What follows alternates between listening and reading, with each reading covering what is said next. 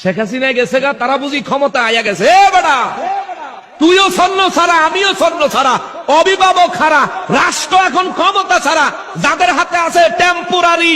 তুইও পাবলিক, আমিও পাবলিক, লাফাইস না, লাফাস কা তুই, এত লাফাও কা তুমি? তবে লাফাইয়া একটা ভালো কাম করছো, তোর একটা ধন্যবাদ, তোরা ধন্যবাদ যে তোরা আসল চরিত্রটা মানুষের সামনে, তোরা ক্ষমতা দেওয়ানোর আগেই তোরা মানুষের সামনে নিজেকে আসল চরিত্র দেখাই দিছ। মানুষ এখন বুঝছে তোমরা রাতে ক্ষমতা দিলে মানুষের ঘরে ডুইকা ডাহাতি করবা, কিছু কইতে পারতো না।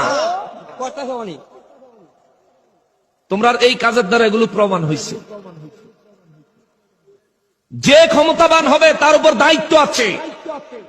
আপনি যদি ক্ষমতাবান হতে চান, আপনি ক্ষমতায় যদি যেতে চান, আপনার উপর দায়িত্ব হলো দেশের হিন্দু, বৌদ্ধ, খ্রিস্টান, ইহুদি, মুসলমান যত ধরনের মানুষ আছে সবার নিরাপত্তা নিশ্চিত করতে হবে।